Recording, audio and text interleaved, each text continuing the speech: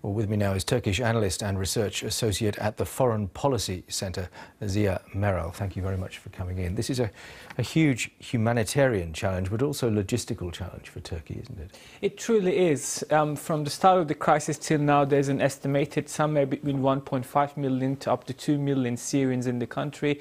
Some of them are in official camps, other ones are in cities and working illegally or legally. So Turkey has been thus far sponsoring most of this cost from its own treasury, and the expenditure has reached almost $4 billion thus far. Hence the activity at the border, where some crossings were closed after they'd initially been open to people. Indeed, the number of crossings I think have been limited, but the refugee influx still continues, and that's primarily an operational decision to be able to control the numbers and register the newcomers, but also still maintain some sort of border security. Obviously, when you open your border, you're not necessarily just opening your border to refugees coming in, but also multiple other groups crossing back and forward, ranging from militants and to people who might have a vicious agenda or smugglers, etc. So the question the challenge is pretty much balancing a humanitarian crisis with the security demands of a state.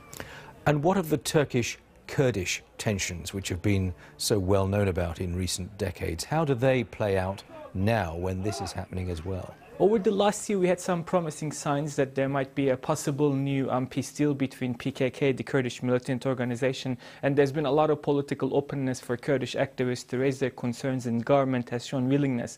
But sadly, over the last few months, we have seen tensions between the government and various Kurdish groups, and now I think the latest series of attacks on Kurdish villages and towns near the border is causing a lot of Kurds in Turkey to feel that somehow Turkish government, by being a passive agent in this process, is enabling their suffering, or they're not interested in. So this process is also harming the possibility of a peace deal. So both sides have to demonstrate serious dedication from now on to pick up where the peace talks have been, and to hopefully push forward for a better deal for everybody in the country.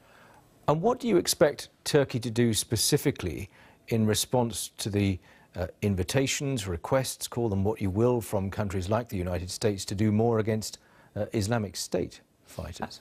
Turkey is doing more against Islamic State. It has put some 6,000 people on no-entry list at its borders. It has deported more than 1,000 people. It regularly arrests people on its borders. What the US has been requesting is not simply a security cooperation, but an active military participation in a potential war that is about to be declared on ISIS. Given that Turkey has 900 kilometers border with Syria, given that Turkey has a homegrown terror problem just like European countries have in regards to Turks who joined ISIS ranks, Turkey cannot simply publicly declare a war without measuring what it would mean in the long run. Any US campaign is likely to create more refugees for Turkey, and at the moment there is no US plan or no plan from United Nations to handle such a major influx. For example, the influx of last 3-4 days was not foreseen, so therefore now Turkey once again is left to fund and support refugees coming from Syria. So that question is not simply a question of whether or not Turkey is willing to participate or not. ISIS is a threat to Turkey as well, and Turkey faces the same security threat.